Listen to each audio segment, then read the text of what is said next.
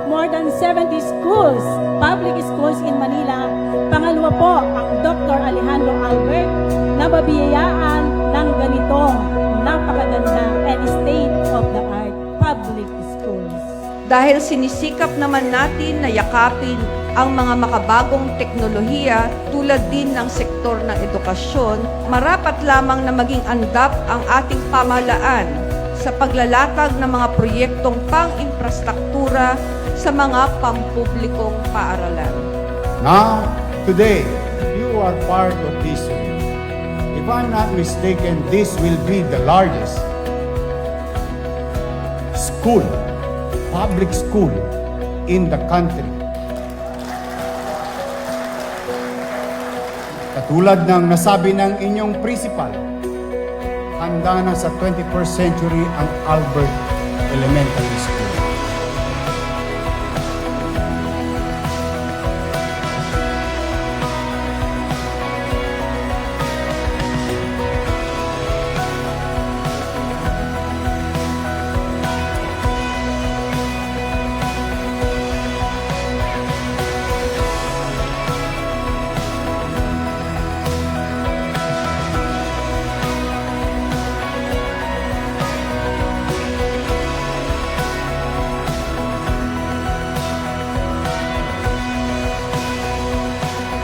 Walang imposible kung ang mga namumuno ay mahusay at nagpapahalaga sa edukasyon ng mga batang Manileño. Isa pong hamon sa ating mga guro na nandirito. Kung gaano po kaganda ang inyong bagong gusali, dapat ganon din po kaganda ang edukasyon na ibibigay natin sa ating mga mag-aaral. At nangangako po kami, 10 ng aking mga kaguruan, ng aking mga non-teaching personnel, sa tulong ng aming mga masisipag at supportive na parents, na aalagaan po namin, pagyayamanin, at mamahalin po namin ang paaralang ito. At lalo po kaming magsusumikap upang ipagpatuloy ang paglilinang ng ating mga batang Manileño.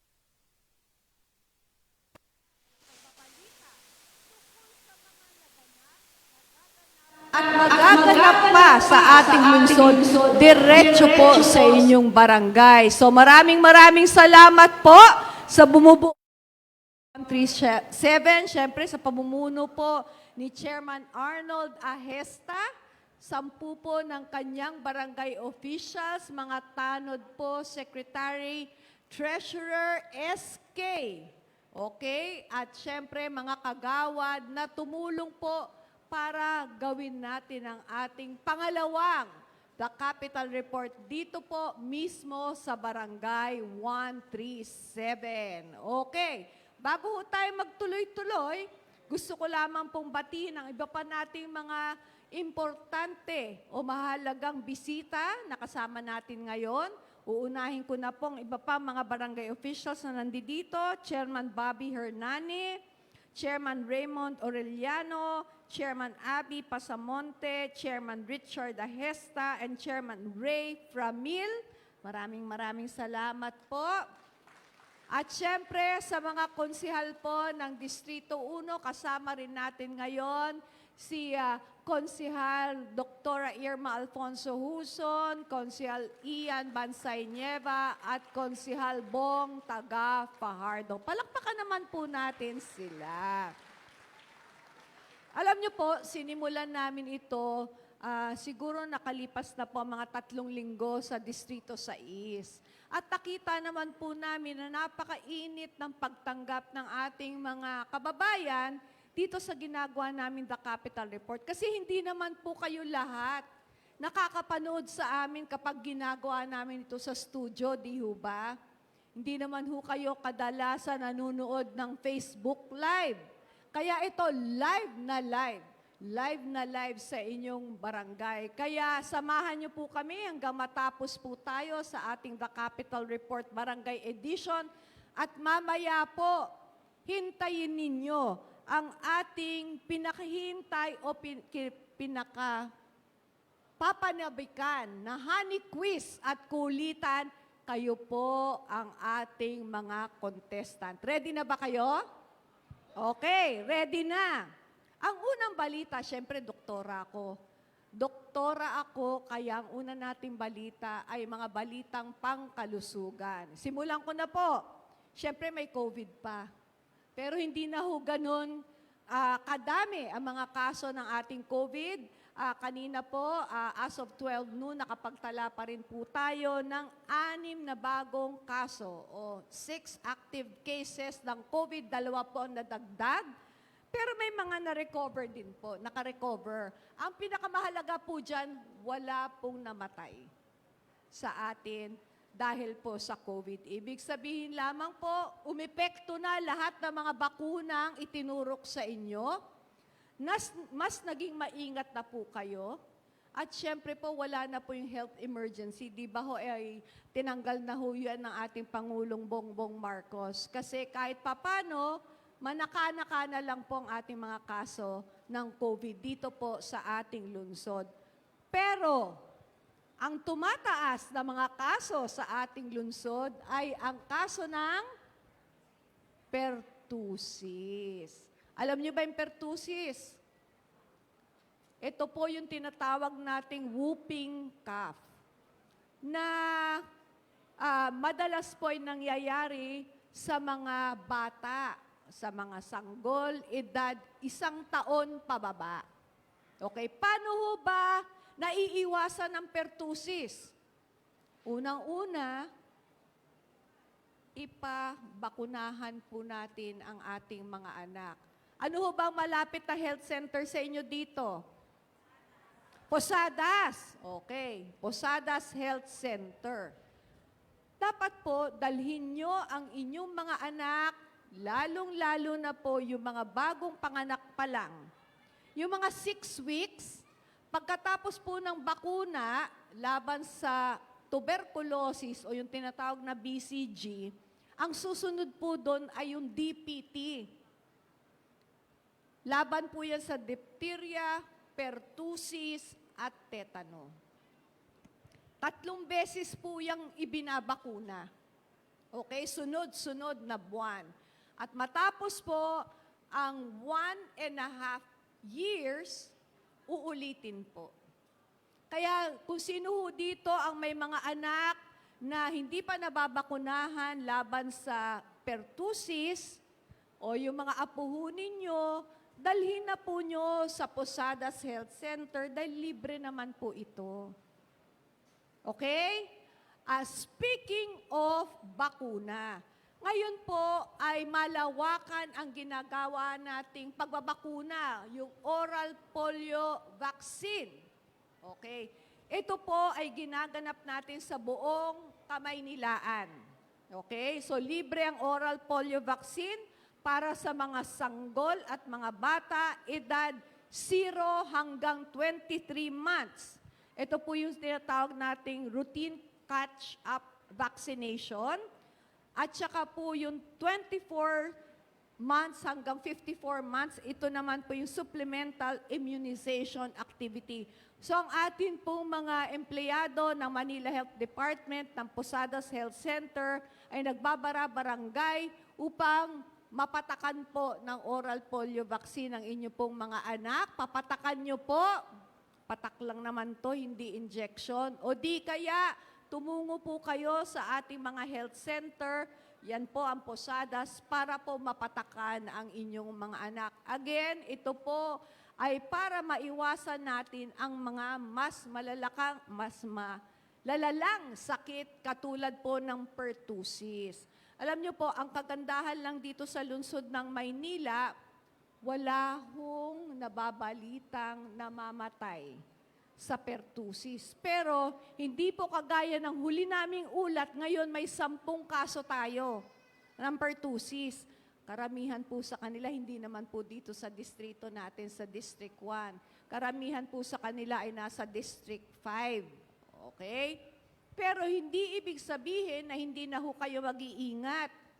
Kasi sa iba pong mga lungsod, may mga namamatay na bata dahil po sa pertussis. Ang dahilan, walang bakuna.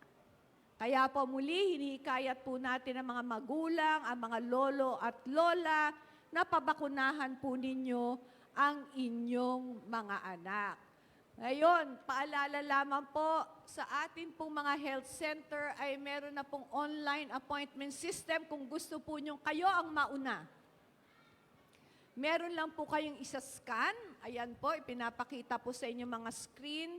Ang pwede nyo pong i-scan para mas mabilis po ang inyong appointment sa mga health center. Pero, kung hindi po kayo marunong mag-scan, wala ho kayong cellphone, pwede pa rin po kayong tumungo sa ating health center nang hindi po kinakailangan ng appointment. So, paalala lang po natin yan, ha? Okay, next. Alam nyo, napakainit ngayon. Yan ang usapan, di ba? Hindi lamang sa ating lungsod, kundi sa buong bansa, ang napakataas na heat index. Napakainit po. In fact, sa araw pong ito, ang huling naitala nating heat index ay 40 degrees. Napakataas po niyan. Ano-ano ho ba itong mga heat index? Kung titingin po kayo sa screen, okay. Kapag, siyempre mainit talaga sa Pilipinas, dalawa lang naman ang ating dito eh. Ang ating season, hot and very hot. Ayan, yan po ang dito sa Pilipinas. Pero ano ba ho yung heat index para po malaman lang nyo? Pag kayo po ay tumitingin ng heat index, kapag less than 26 degrees, okay pa po yan. Okay pa po yan. Kapag 27 degrees, okay, hanggang 32 degrees, okay, caution na po yan. Mag-iingat na po kayo. Lalo na po yung ating mga senior citizen. Kapag tumungtong po ng 33 degrees hanggang 40 degrees, extreme caution na po tayo dyan. Ibig sabihin, kung hindi naman ho nyo kailangan lumabas, wag na ho kayo lumabas. Uminom po kayo ng maraming tubig. Okay? Lalong-lalo na po yung mga masyadong bata at saka yung meron na pong mga edad. Kapag tumungtong po tayo ng 41 degrees, okay, pataas, danger na po yan. At mas mataas pa po, extreme danger. Ano ho ba ang kahalagahan nitong heat index na ito? Ito po ang ginagamit namin kung kinakailangan namin kasamang inyong barangay officials na maglibot na sa mga barangay, ipaalam sa inyo na kung maaari, wag muna kayo lumabas, okay? Pagbawal muna yung paglabas, o di ho kaya ay pauwiin yung mga mag-aaral, di ba? Kasi nga sa sobrang init. Alam nyo tong heat index na to, ito yung init sa loob pa ng bahay, ah. Maano pa pag lumabas kayo? Mas mainit po kagaya kahapon. Ay meron po tayong importanteng bisita, yung Prime Minister ng New Zealand. Sinamahan ko po siya na great laying. Diyan po sa Rizal Park dahil pagpupugay po sa ating national hero, si Jose Rizal.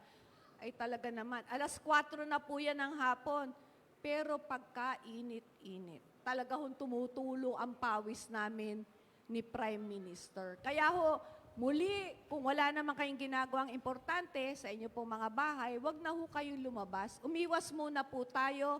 And again, uminom po tayo ng maraming tubig.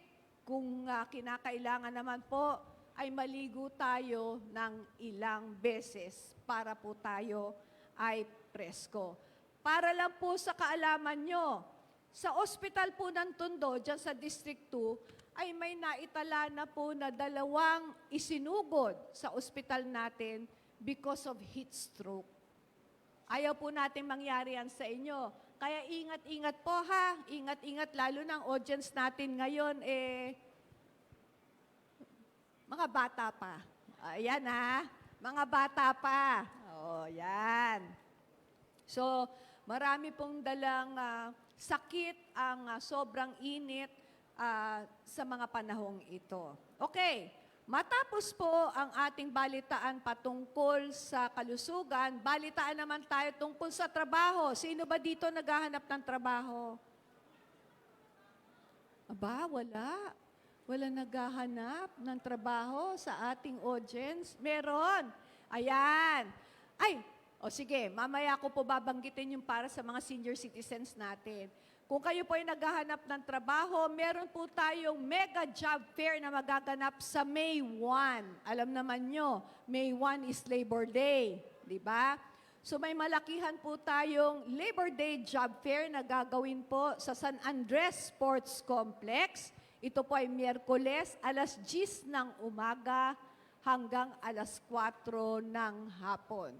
So, kung meron po kayo mga kamag-anak, kapitbahay, anak o mga apo na naghahanap ng trabaho, tumungo lamang po sa San Andres Sports Complex sa May 1 para po baka sakali, swertihin sila dahil napakarami po mga employers ang nandoon, both local and international na nagbibigay po ng trabaho. Marami din po ang naha-hire on the spot.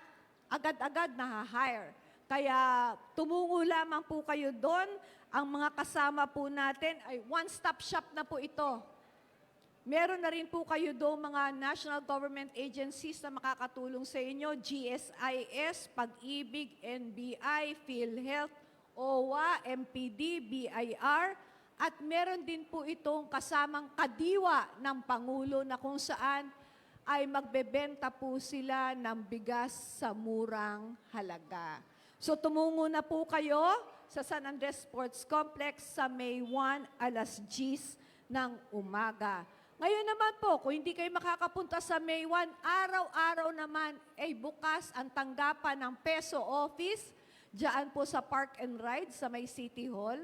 Yan po ang tinatawag nating Peso Annex Office na kung saan ay tumatanggap din tayo sa mga nag-a-apply ng trabaho. Meron din po tayong Kalinga Job Fair na nagaganap po tuwing Miyerkules kapag kami po ay bumababa sa mga barangay. Meron po tayong Kalinga sa Maynila program at doon po ay meron din tayong job fair. So marami po kayong pagkakataon para makapaghanap ng trabaho.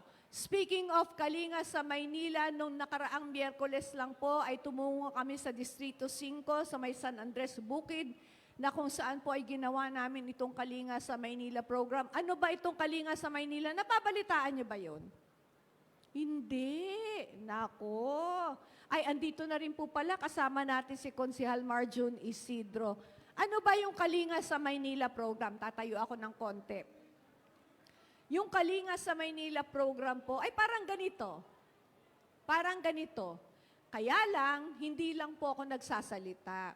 At lahat po ng mga serbisyo na lagi niyong pinupuntahan sa City Hall, halimbawa po, naghahanap kayo ng malalapitan para sa inyong pong yung mga OSCA, yung ating mga senior citizen, nag-a-apply po ng OSCA card, yung mga nag-a-apply po for solo parent, PWD, yung lumalapit po sa ating civil registry para hulakarin yung kanilang mga birth certificate, marriage certificate, naghahanap po ng tutubos po yung may mga violation sa MTPB, yung mga nagpapagwapo ng bahay, may problema sa tubig, sa kuryente, mga nagpapabakuna po ng mga alagang hayop, dinidiretso na po dinadala namin sa inyong mga barangay.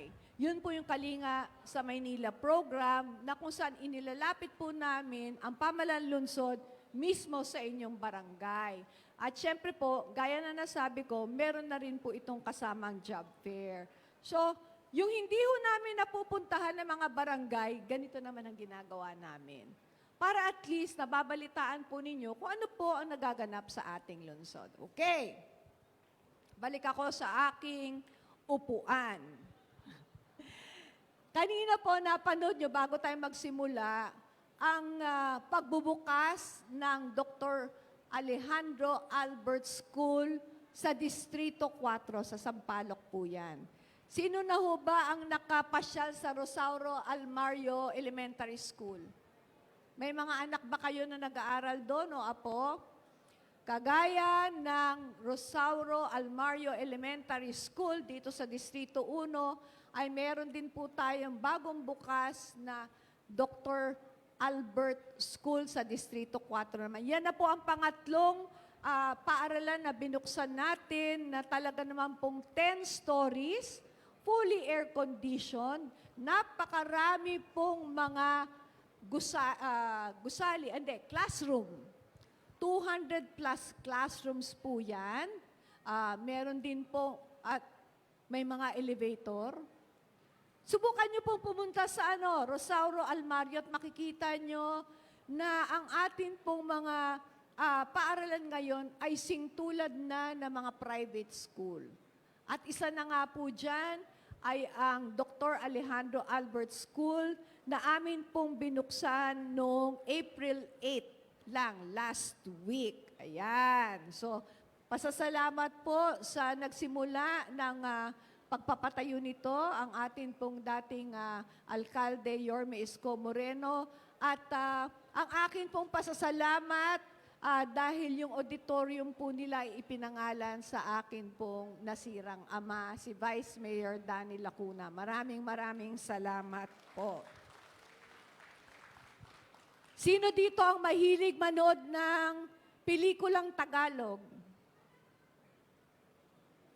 Taas kamay.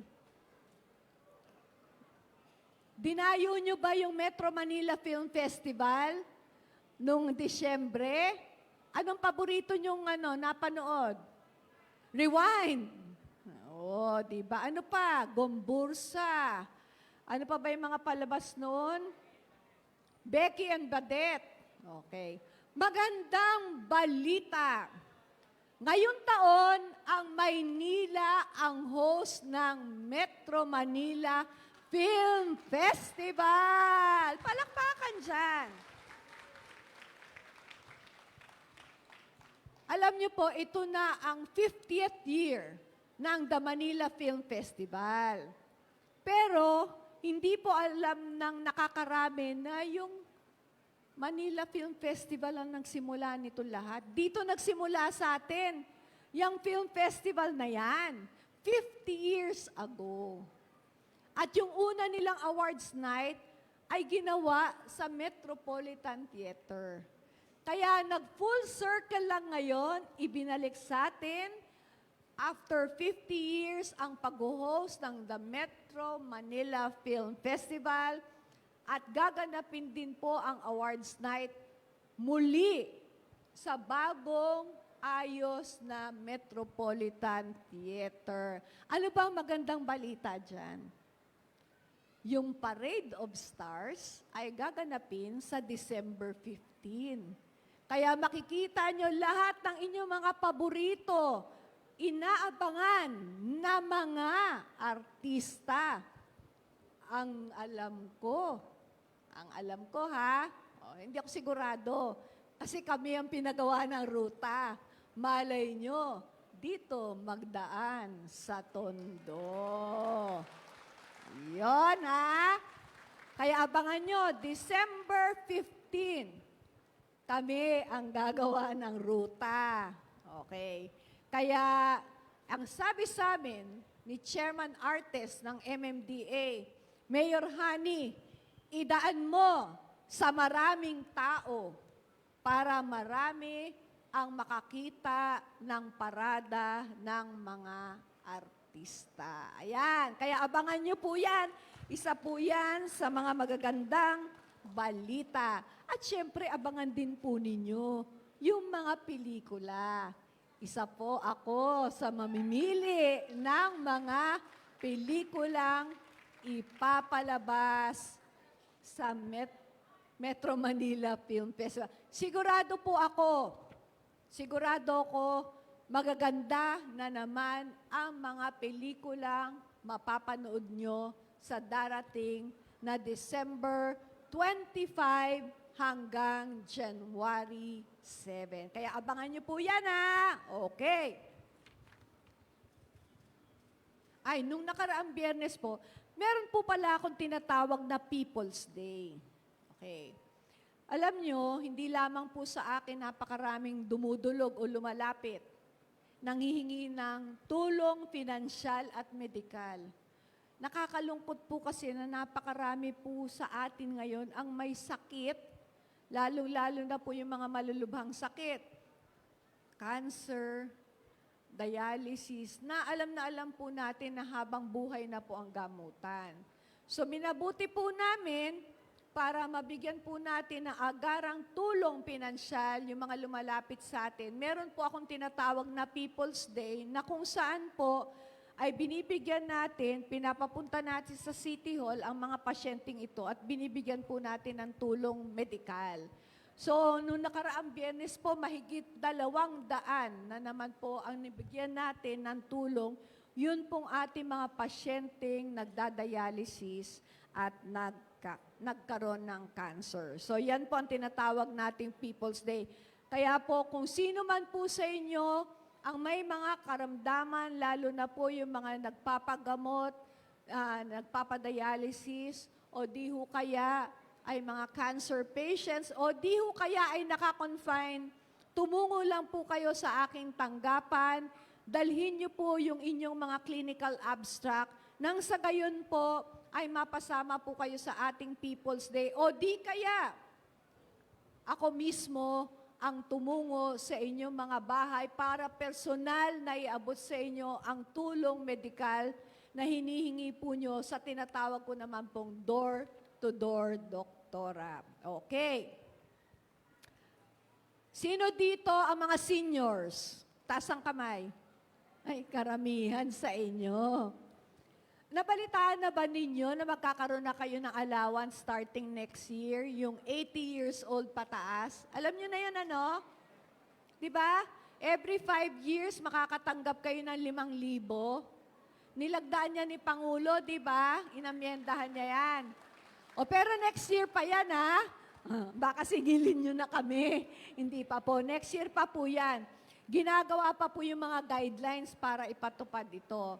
So, simula po ng 80 years old, tapos 85, 90, 95, at syempre, pag umabot po kayo ng 100,000 na ang matatanggap nyo. Kagaya na lang ng dinalaw ko ko, si Nanay Natanayla Albines ng District 3. Ayan po. Nung Sabado, dinalaw ko siya.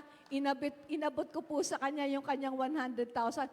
Si Nanay, ang lakas-lakas pa niya na. Medyo mahina na lang po yung pandinig, pero malakas pa po siya. Nung birthday niya, namasyal daw siya sa SM. Ayan, pinasyal siya nung kanyang anak. Ayan po, nabigyan po natin siya ng certificate as recognition po ng pagiging 100 years old niya. Nag-100 po siya last March 8. Ayan. At inabot po natin sa kanya yung kanyang 100,000. At sabi ko po sa anak niya, meron pa yang katuwang na 100,000. Galing naman sa national government. So, dalawang 100,000 yun, 200,000 din yun. O, di ba? Kaya, mga nanay, tatay, chill-chill lang kayo, relax-relax, okay? Para umabot kayo ng 100 years old. Uy, ang dami-dami na hong ang dami-dami na umabot siguro, mahigit 30 na. Yung naabutan ko ng 100,000 pesos. Magsimula lang last year, ang dami-dami na po niyan. At marami pa po. Yan po, ginagawa namin, minamadali po namin talagang pagproseso ng kanilang mga papel kasi, baka anytime din kasi 100 years old. Minamadali po namin ang pagpaproseso para man maibigay namin sa kanila yung kanilang 100,000 pesos. So, ayan. Noong Lunes po, April 15, ay naganap po sa San Andres Sports Complex yung tinatawag na Kadiwa ng Pangulo. Yan. 5,000 katao ang nabigyan po ng tagda 2,000 piso bilang tulong ng ating minamahal na Pangulo, Bongbong Marcos Jr. At nung sumunod po na araw, ay nagtinda po sila dyan naman sa may Aroseros ng bigas na mas mababa po ang halaga. So yan po, nagpapasalamat po tayo sa Pangulong Bongbong Marcos dahil 5,000 mga Manilenyo ang nabigyan po ng tulong na tagda 2,000 piso. Ang iba po nga dyan ay yung mga nasunugan. Alam naman po ninyo na nasunugan po tayo dito sa may Barangay 105, kay Chairman Lenny De Jesus, Lenny Reyes, iba pala yung Lenny De Jesus, at saka sa Isla Puting Bato. So isa po sila sa mga natulungan po natin, yung mga nasunugan po, natulungan din po natin sila.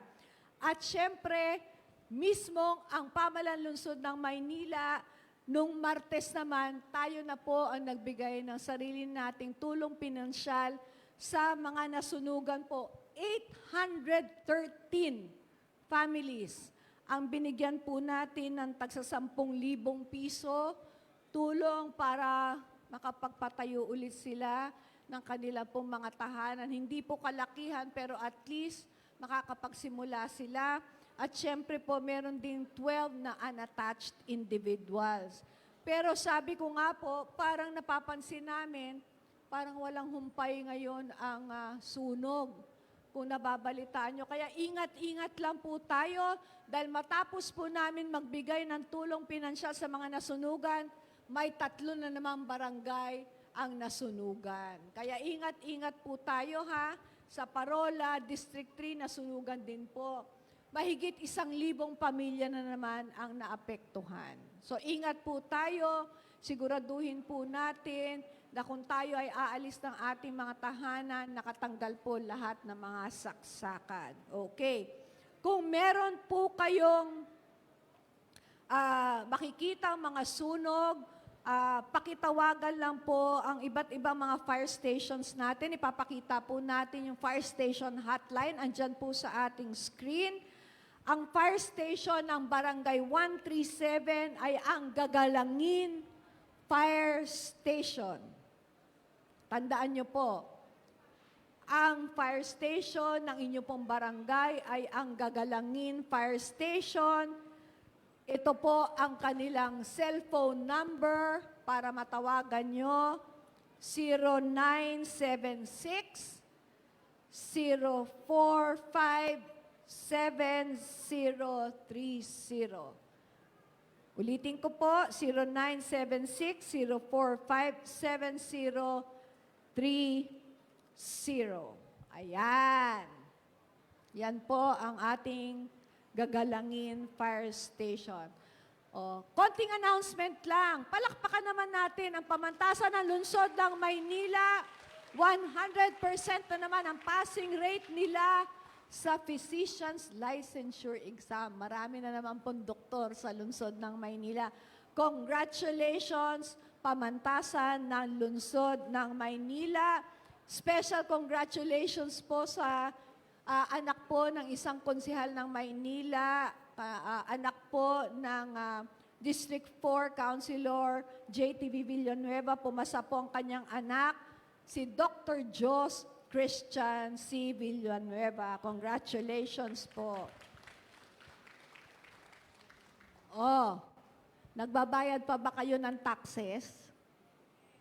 Okay. Para ho dun sa hindi pa nakakapagbayad ng kanilang mga taxes, ay maaari pa rin ho kayong magbayad hanggang Lunes para sa atin pong second quarter business and license tax, Lunes, April 22. Tulungan niyo po kami. Magbayad po kayo ng inyong mga buwis nang sa gayon po ay lalo pong marami maging mga programa at proyekto ang atin pong lungsod. Tuloy-tuloy po yung ating mga programa, di ho ba?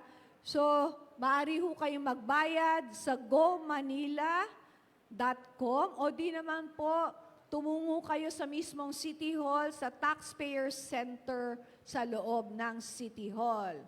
Okay. Ito, inaantay na to ng ating mga senior citizens. Kaunti na lang. Ginagawa na po ang payroll para sa inyong allowance. Oy, siksik. Ay, ang galing si nanay. Ang lakas niyang pumalakpak. O, di ba? Lalabas na po ang inyong mga allowance, ilang araw na lang po ang binibilang, kaya mag-abang-abang na po kayo sa inyong mga barangay. Ia-announce po namin, syempre, normally ang nauna po dyan, Distrito 1 eh. O, di ba? So, abang-abang po, ilang araw na lang ay ibibigay na ang inyong senior citizens allowance. Okay. Ito, medyo nagkagulo-gulo. Announcement pa rin. Okay. Sa mga meron pong motorsiklo, mga tricycle, ito po ay isang anunsyo galing na po sa Pamahalaan Lungsod ng Maynila. Pinatigil ko po ang clamping na nagaganap. Okay. Sa buong Kamaynilaan. Para lang po sa kaalaman ninyo, yung ginagawa po nating clamping ay alinsunod lamang po sa napagkasunduan ng lahat ng mga alkalde sa buong Kalakhang, Maynila, sa NCR.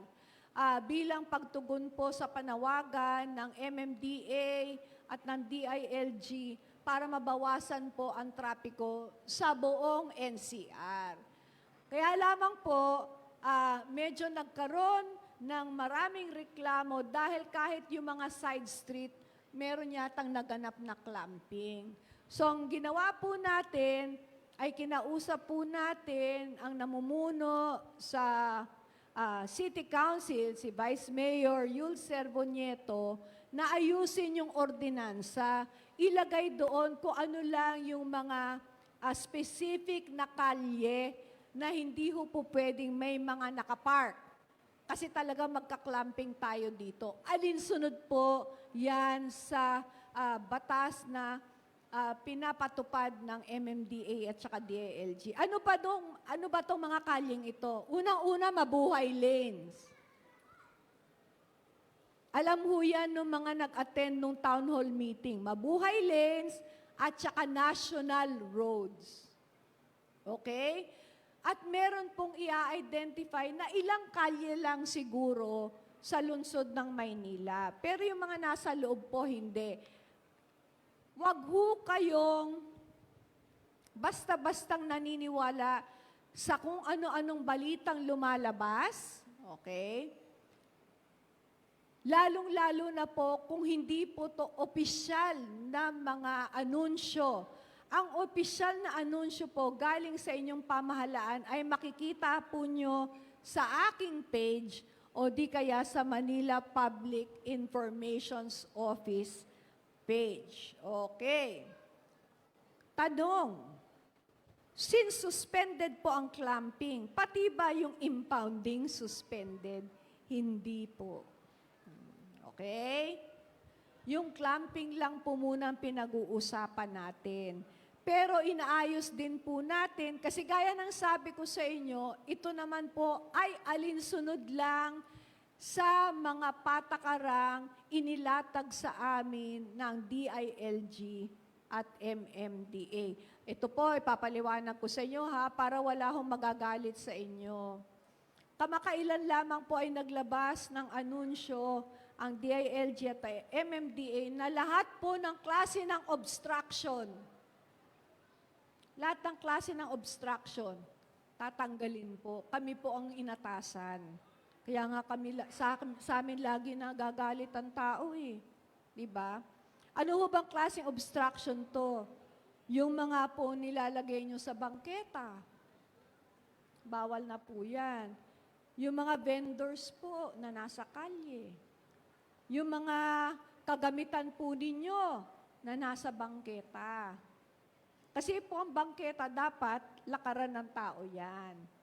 Yung mga nakapark po sa mga lugar na hindi dapat may parking. Paalala ko lamang po sa inyo.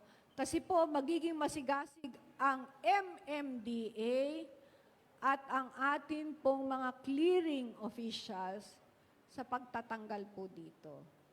Kaya makisuyo po ako kung sa tingin nyo meron pong nakakalat sa inyo pong mga harapan sa bangketa, kayo na po mismo ang magtanggal para huwag kayong magagalit. Okay po ba yon? Okay? Okay. Ito, isa pa rin po itong balita para sa inyo. Kasi po ito po puro napagkasunduan eh. Pa rin po sa aming mga meeting. Halos linggo-linggo po, nagmi-meeting po lahat ng mga mayor. Pinapatawag po kami ng MMDA para po sa mga ilang mga patakaran na gusto po nilang makarating sa inyo. Di ho ba pinagbawal na po dapat nung April 15, pinagbawal na po ang mga e-trike, e-bike, lahat po ng electric. Okay. Dapat po nung April 15, pinatupad, binawi po ni Pangulong Bongbong Marcos yun. Naririnig naman yan sa balita. Ano ho? Ayan ho, pinapakita ko. Pero temporary suspension lang po ito ng 2 and 3 wheels in Metro Manila. Ang katwiran po para mas maabisuhan po kayo na ito po ay bawal na. Pero definitely po ibabalik po ito dahil marami na pong reported cases ng mga nadidisgrasya kasi sa national road, sa highway nila, dinadan itong mga e-trike, e-bike, etc. At karamihan po, walang lisensya at hindi rehistrado. Huhulihin na rin po ito. Okay? So suspended pala siya hanggang May 17 na lang. So May 17 na lang pong suspension, May 17, 2024. Okay. Sino ba dito ang mga katropa nating kaibigan sa LGBTQ? ++ and A. Meron po bukas yung Manila Summer Pride, gagawin po ito sa Kartilya ng Katipunan. Marami po tayong entertainment na entertainers na makakasama natin. Kaya tumungo lamang po kayo para sa Manila Summer Pride 2024 sa Kartilya ng Katipunan. Ito po, importanteng balita rin. sa mga pumupunta po sa City Hall. Sino ho ba dito ang dumadalaw sa City Hall? Okay. Uunahan ko na po kayo. Para din po daw maiwasan ang trapiko sa Metro Manila, ang work hours po ng lahat ng mga local government units, kagaya po ng City Hall, mas maaga na. Alas 7 hanggang alas 4 ng hapon. So bukas na po ang City Hall ng alas 7 ng umaga hanggang alas 4 ng hapon simula sa May 2. So kung pupunta po kayo ng City Hall, siguraduhin po ninyo alas 7 na umaga hanggang alas 4. Pero doon naman po sa hindi pa alam, meron man po mga maiiwan na ilang empleyado na pwede pa rin po nyong lapitan hanggang alas 5 ng hapon. Meron pong skeletal force. Pero in general, alas 7 hanggang alas 4 na po. Ito po ay ipatutupad ng lahat ng mga LGUs sa Kalakhang, Maynila. So kung kayo po ay pupunta naman sa Quezon City Hall o sa Caloocan City Hall, ganun din po. 7 to 4 na po ang kanilang work hours. Okay. Kaunti na lang. Counting reminders, makisuyo naman po ako. Tapat nyo, linis nyo. Alam nyo po, importante po ang kalinisan. Tulungan nyo po kami na kahit man lang yung sarili nyong bakuran ay mapanatili nyong malinis. Ilalabas po ang mga basura nyo sa tama o takdang oras lang. Pagdadaan na po yung nangongolekta ng basura at matuto na po tayong mag-segregate. Importante po ito. Sa may mga alagang hayop naman po, may mga violation po kayo kapag hindi nyo pinabakunahan ang inyong mga alagang hayop. Libre naman po ito. Dalhin nyo po sa Vitas. Vitas po para mapabakunahan ng inyong mga hayop. Kapag ang inyong alaga ay nahuli ng City Pound, kayo po ay magmumulta na ng 500 pesos. Kapag naman ang inyong alaga ay ayaw niyong pabakunahan, magmumulta ho kayo ng 2,000 pesos. Kapag naman ang alaga nyo ay nakakagat at wala siyang bakuna, 10,000 pesos. Ang laki, no? At kapag yung inyong alagang aso o hayop ay nakakagat at ayaw niyong sagutin ang gastos nung nakagat, 25,000 pesos. So anong solusyon? Pabakunahan ang inyong mga alagang aso o pusa. Okay? Libre naman po yan. Okay. Alam ko ang ating mga konsihal, meron po yung may mga programa po yan, dinadala po niya sa inyong mga barangay yung vaccination po sa mga alaga ninyo. Okay. Paalala ulit, baka hindi nyo alam, magkano pamasahe sa tricycle? Sino sumasakay sa tricycle? Magkano pong pamasahe nyo? 20. Nako. Ang tamang pamasahe po sa tricycle ay 16 pesos lang. 1.6. Ay, hindi po. Kunin niyo po yung kanilang plate number. Marami na ho kaming nahuli. Okay? Ang pamasahe po sa tricycle, sa tulong ng ating mga konsihal, ipinasa po nila itong ordinansa, 16 pesos lang. 1.6. Eh, paano na lang pagka senior at saka estudyante? 13 pesos na lang. Eh ngayon, kung mabait po kayo, yung butal na 2 piso, bigay na nyo sa driver. mabait po kayo. Sige ha. Maaari nyo pong i-report sa MTPB ang plate number ng nasabing tricycle na lumabag. Okay? Paano pag special? Gusto nyo kayo lang nakasakay?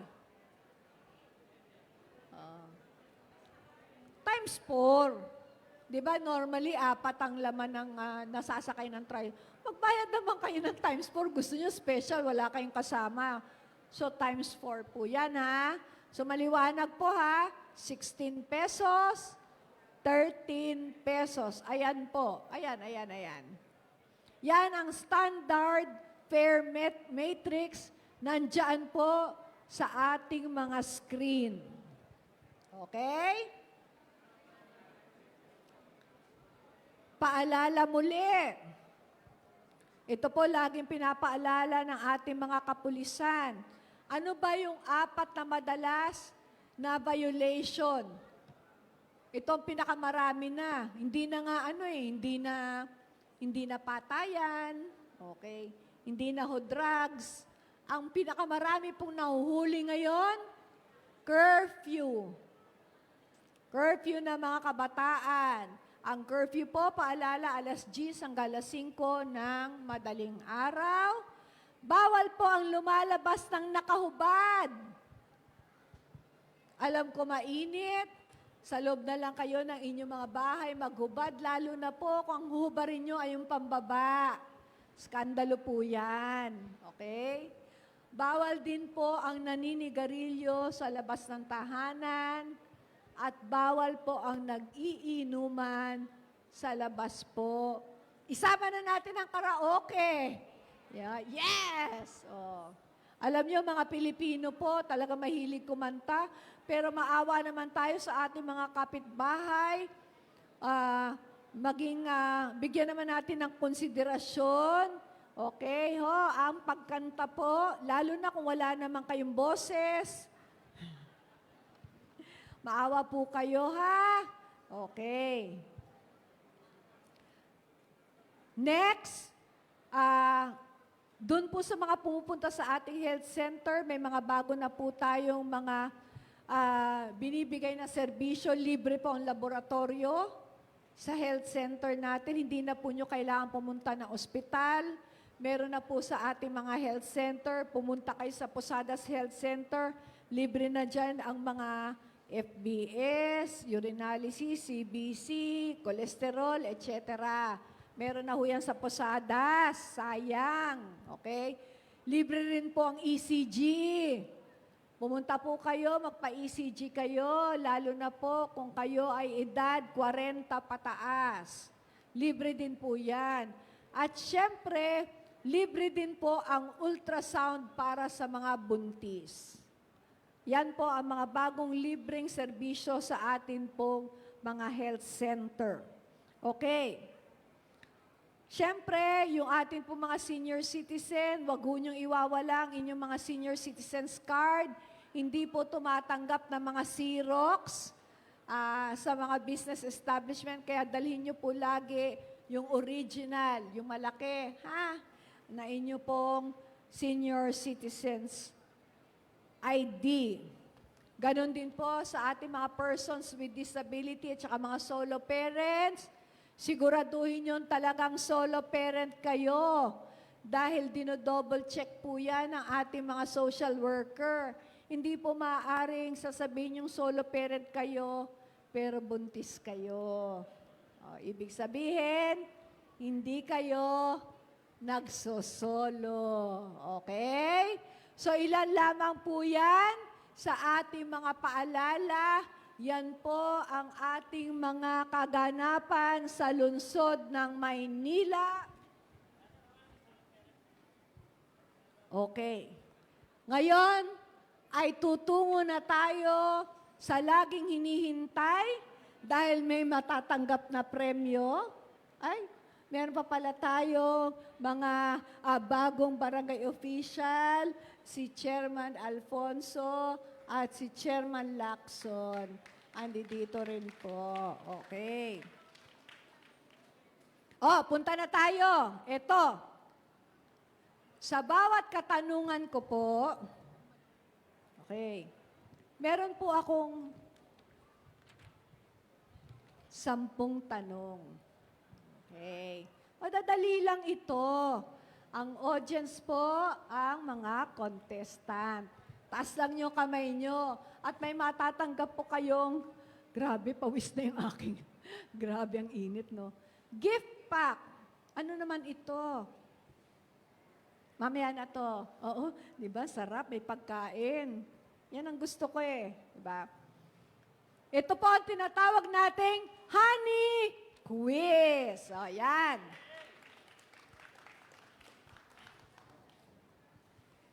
Ready na ba kayo? Tingnan natin ha. Ayan po ang gift pack na matatanggap ninyo pag kayo po ay nanalo. Eh, paano naman yung... Ay...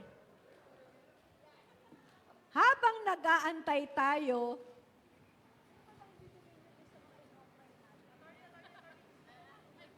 okay. Habang nag-aantay po ako ng sagot, meron pa ho ditong mga katanungang personal. Katuwaan lang. Tingnan ko kung gaano ka-game ang barangay 137. O yan. Ano ibibigay natin? O nga, gift pack yan para sa mga mananalo sa honey quiz. May sobra. So, yung game na sasagot doon sa mga personal na tanong, meron din siyang gift pack. Unang tanong sa honey quiz. Mayroon ng 23 na mga alkalde ng lungsod ng Maynila. Pang-ilan ako sa babaeng mayor? Yes po. Tay, pangalan? Resty Flores po. Resty Flores, ang sagot? Kayo po ang kauna-unahang mayor. Oy, ang galing! Oh, bigyan ng gift pack yan, si Tatay Resty. O, di ba, ang dali? O, yan. Di ba? May pasalubong ka na sa apo mo. Kung nakikinig kayo kanina, noong Miyerkules, ginawa namin yung Kalinga sa Maynila. Sang kaming district nagpunta? Ay, nanay! District 4. Ay, mali! Nay! District 5. District 5. Better luck next time. Pangalan nyo, nanay? Miriam. Miriam Kiambao? Rafil. Rapil. O, sige. Ang bilis nilang sumagot. Hindi tayo makapag-okray. Bagala naman yung sumagot. Ito, baka ilan ang barangay sa buong Maynila? O, ayan. At wala pang sumasagot. Ilan? Ay, ang galing ni Tatay Edgar, 96! Jose Santos. Jose Santos, akala ko naman makaka-okray. Pakibigyan. Okay. Nakakainis naman, nakakasagot agad. Di ba? Wala tuloy akong Ano yan? Sige. Syempre. Doon po sa katanungan, meron pong wholesome, merong, SPG.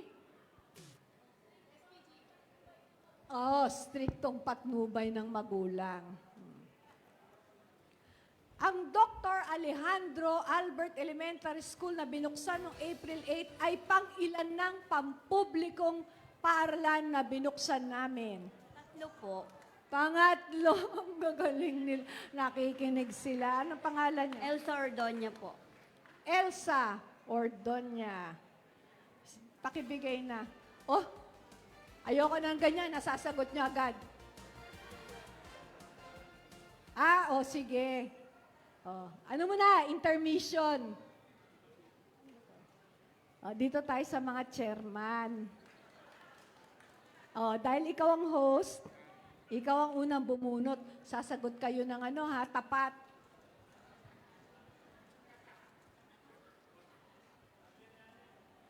Katuwaan lang po ito, ha? Masyado kayo serious. Ba't English? Sino ba? Sige. Chairman Arnold, what attracts you first?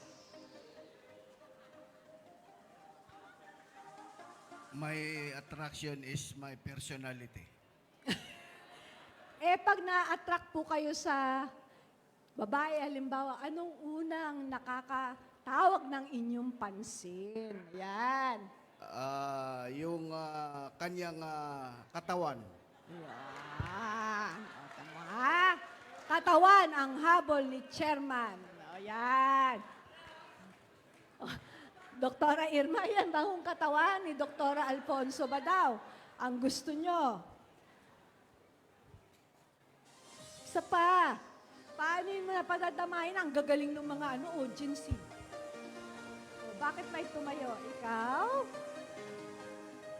Walang tayuan. Bakit tumatayo?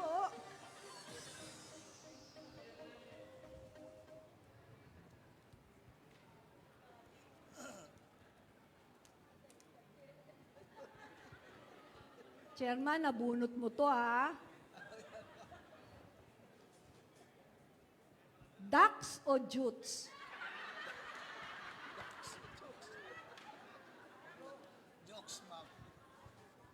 Ducks o jutes? Jots ba? Jutay! Pinagtatawanan ka, Chairman, oh, ng mga babae. Hoy, hindi mo ba alam ang sinagot mo? May, ay, talagang minwestra pa, di ba? Dax pala ma'am, pag Dax. Ay, ganun pala, ducks daw. Uy, joke lang. Uy, ha, pinapatawa lang namin kayo, ha? Oh, magtanong na tayo. Tama na yan. Mamaya na ulit. Baka tayo sensor. Ilang barangay ang sakop ng District 1? District 1. Ilang barangay ang District 1? Yes, Mami? 146. 146. Congratulations, pangalan niyo po. Rodette Santos. Det Santos. Aba, ang gagaling. 146. Uy, 136 lang daw. Kayo talaga. MPIO? 146 daw, sabi nila. Oh, pitik bulag na lang dito. Ano ba talaga? Director Buroboy? 136. Ayo talaga, oo. Ay, sino yung nanalo dito? Bigyan ulit. Ikaw yun, no? Kayo, ang gulo-gulo nyo. Ay, MPIO, ha? Ano kayo? Asan ba ang mga MPIO? Sino ba gumawa nito? Hindi na nag-correct. Ah, ganda nyo. Okay. Bago ang isa pa munang tanong sa mga gusto ko audience ang sasagot. Ayoko ng wholesome. Ayoko wholesome. Ito si Tatay. Tay, bibigyan kita ng award pagka sinagot mo yan ng Oy, fresh from Samar. Wow. Meron tayong dayo.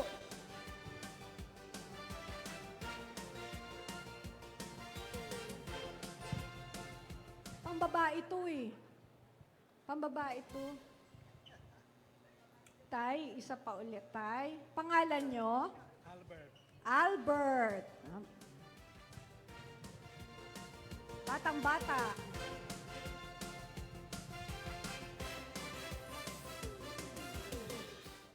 Ano ang huli mong ginagawa bago ka matulog? Siyempre, nagpre-pray. Totoo ba yun? Yes, o bigyan po natin si Tatay Albert. Kala ko ba ano to, SPG? Next question. Ang Metro Manila Film Festival ay gaganapin dito sa Maynila ngayong pang-ilang anibersaryo. Ikaw siya. 50. Pangalan? Mindy Barrientos. Pakibigay kay Mindy. Ito. Mahirapan kayo nito. Attorney Princess, akin na yung mahiwagang fishball. Sigurado matagal nilang sasagutin to. Next question. Saan matatagpuan ang Manila's Last Lang? Manila's Last Lang. Teros, ma'am. Ang galing naman nito, Arroceros na sagot agad. Arroceros Park. O yan, pangalan, Mami? Beth Domingo. Beth Domingo. Ay, naku, walang ka-challenge itong mga tinatanong nyo, ha? Mother, game ka ba? Oh, sige nga, kung game ka.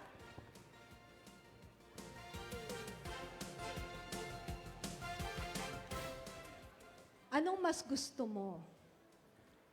Mahal mo o mahal ka? Mahal ako. Oy! Mahal daw siya. Bakit?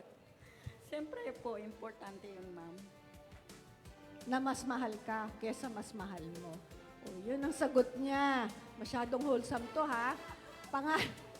Pangalan niyo, Mother? Lucy po, Lucy Kembao. Lucy Kiambao. Ayan, bigyan natin si Ma'am Lucy Kiambao. Next question. Ano ang fire station na nakakasakop sa barangay 137? Yes, Mami. Gagalangin po. Kagalangin Fire Station, pangalan? Adelaida Resare po. Adelaida, Nanay Adelaida. Ang galing nila, ha? Eto. Oo nga, dapat cellphone number ang tinanong ko. Next question. Ang pangalang Maynila ay nanggaling sa halamang... Mami? Hindi po, Nanay. Kasi yung Maynilad po, ano po yan eh. Bulaklak ng Nilad. Congratulations. Mami, pangalan mo? Lourdes. Nanay Lourdes. Kala ko hindi pa rin nila masasagot. Ang gagaling nila dito. Diba? Oh. Konsehal Nieva, bumunot ka. Oo nga. Oo. Teka ha.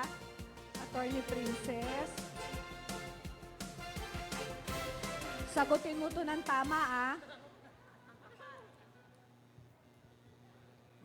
Mas makikilala nyo si Konsehal Ian. Sex o chocolate?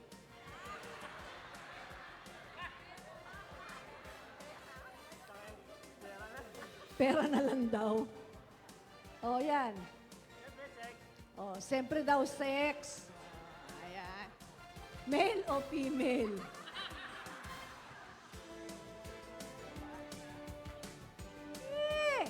Okay, next question. O, last question. Anong pangalan ng estero sa tabi natin? Mother? Estero Sunog Apog. Ang galing naman ni Nanay. Congratulations. Pangalan niyo po? Nora Reyes. Nora Reyes. Ayan. Oh, may 3 pa. Oh. Sinong gusto sumagot? May 3 pa akong gift pack. Oh. Nakaano ka na? Ay, hindi ka nanalo. Oh, siya muna, si Nanay. Nanay, pangalan mo? Leia.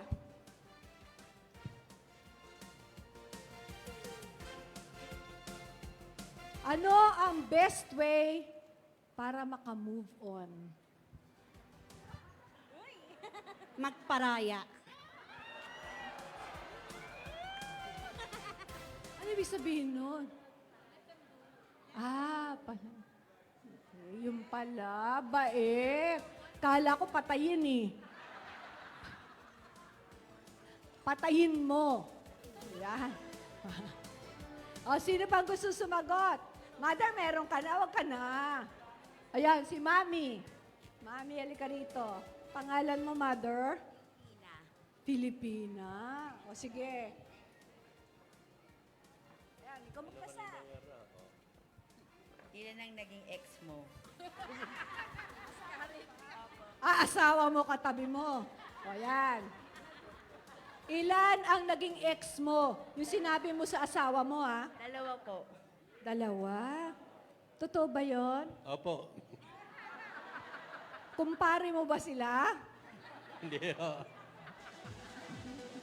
Ha? Oo. Ikaw, ilan ang naging ex mo? Ay, marami po. Ang yabang, ang gwapo mo, ha? Ang gwapo mo, tay, ha? Pakibigay nga kay Aling Filipina. Ang yabang ni tatay. Di ba? Haba ng hair. O, huli! Huli! Hi! Ito si Mami. Okay ka na. Gusto ko yung mga oldies. Tingnan ko yung mga sagot ng oldies. Kasi galing sa malayo ang mga sagot nila eh.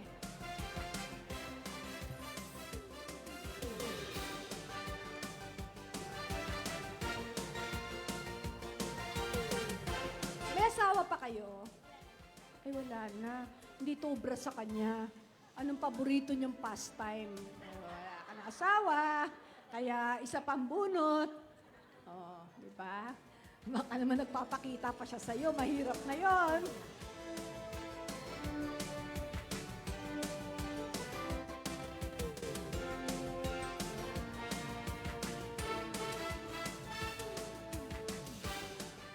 Wala na nga siyang asawa. Mga lugar na ayaw mong puntahan, kasama ang asawa mo. Wala na nga siyang asawa. Ano ba yan? Bakit siya na napupunta sa iyo, Nay? Asawa? Baka naman may boyfriend ka.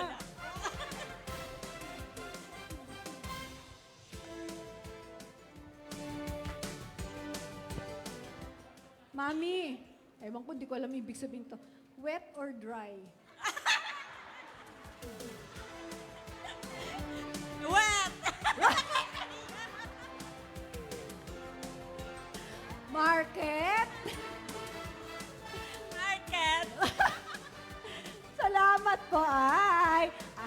Grabe ka, mother. Wet ang gusto mo.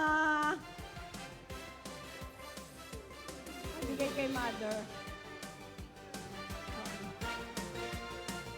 So maraming salamat po sa inyong lahat para sa pagsama niyo po sa akin. Gusto ko muna pong pasalamatan ang Alianas Family Table sa kanila pong Daddy's Boneless Fried Chicken. Maraming salamat. At saka ito pong drinks. House of DG Desserts. Maraming salamat. Ayan. So, ayan po ang Daddy's Fried Chicken Steak. At saka ito pong House of DGs. Maraming salamat po, taga Distrito 2. And of course, shout out po sa Tinapayan. Meron po silang binigay na tinapay at pansit. Maraming salamat. Maraming salamat po sa inyo. Sana po ay nakapaghatid kami ng kaunting kaalaman patungkol po sa mga nangyayari dito sa Maynila at sana po ay napasaya namin kayo. Bilang pagtanaw ng pasasalamat dahil nakasama namin kayo, lahat po kayo ay makakatanggap ng tagsa 10 kilong bigas. Maraming salamat. Magandang hapon po. Maraming salamat po.